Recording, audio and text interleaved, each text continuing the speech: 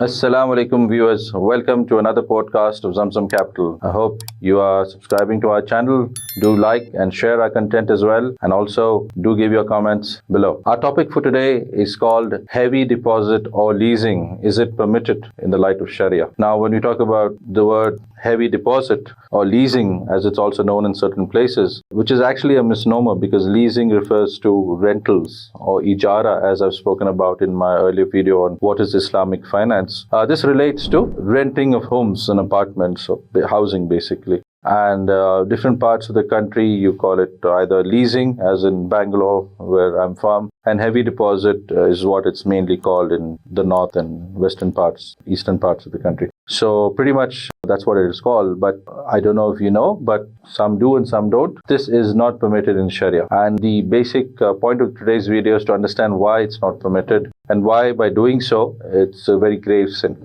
Okay. So as you all know, Allah has forbidden interest or riba in the Quran, in the Hadith. It's very clear, it's a big sin, equivalent to waging a war with Allah and His Messenger, Sallallahu Alaihi Wasallam. So why is this akin to interest? Why is heavy deposit or leasing? So when you rent a home, it depends on the location where you're renting the home, but it's customary to give a security deposit. The landlord takes a security deposit from the renter to safeguard himself or herself, because there could be a default in rental payments, or the tenant could just do some damage to the property which needs to be recovered when he leaves the place. So it's perfectly fine to take a security deposit, both legally and also from a Sharia point of view. And in a place like Bangalore, it's usually 10 months of the rent. In other places, it could vary from 2 months to 3 months, 6 months, whatever the case may be, whatever is the urf or the custom in that place. So that's fine. So you pay a security deposit while taking the home on rent, and you pay a monthly rent. Now, what has become a practice these days, unfortunately, is this leasing or heavy deposit has also come into play, where the landlord, instead of taking the rental of, that is the market value of rent for that property, takes a huge or a lump sum deposit called a heavy deposit or a lease from the tenant.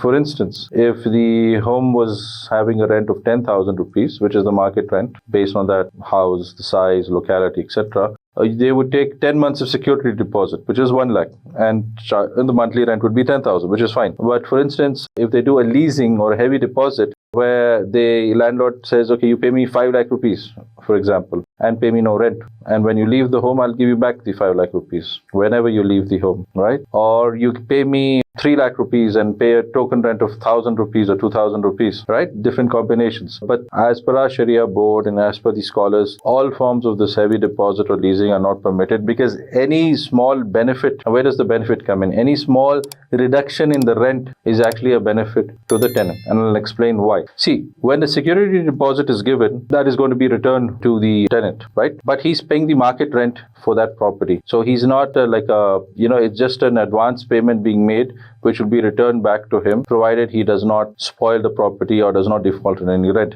But when you give a heavy deposit, like I gave in the example, say 5 lakh rupees, and do not pay any rent, what is actually happening is that you're giving a loan to the landlord for 5 lakh rupees, which he is going to repay you back when you leave the property. But in lieu of that, in exchange for this loan, you are actually using that landlord's house or apartment, whatever the case may be. And that is the benefit you're getting. And any benefit to a loan is what riba actually is, what interest actually is. So whether it's benefit in cash or kind, it doesn't matter, right? In fact, we have the example of the great scholar Imam Abu Hanifa rahmatullahi, who had given a loan to somebody, and when he realized that it was a hot day, he was taking rest against the shadow of a house, and he found out that that was the house of somebody whom he had lent money to. He immediately moved away from there because he didn't even want to take that much benefit from the loan that he has given. Of course, in those days, all loans were interest-free, and all loans have to be interest-free from a Sharia point of view, right? So this is why any form of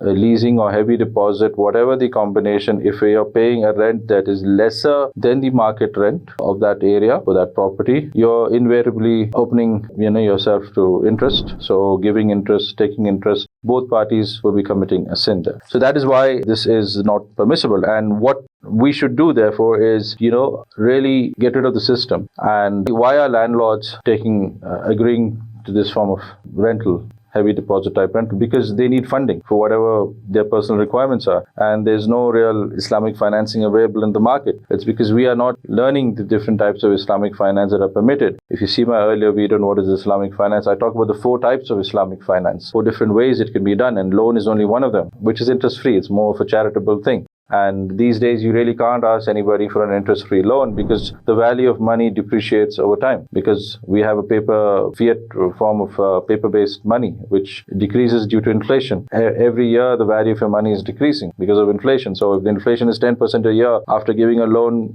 of 5 lakhs to somebody, immediately after 1 year, when he gives it back to you, it's worth 10% less, that 5 lakh rupees, in terms of purchasing power, what you could buy with it, etc. So that is why we need to use one of the other 3 modes of Islamic finance, where the financier can charge a halal profit from investing or financing somebody, whether it's through a trade-based form of finance, equity form of finance, or a leasing, which is the ijara, rental form of finance, not the leasing that we are talking about here, which is not permitted in Sharia. So I hope that you found this video useful. Do share this and like this video. Thank you for your time. Assalamu alaikum.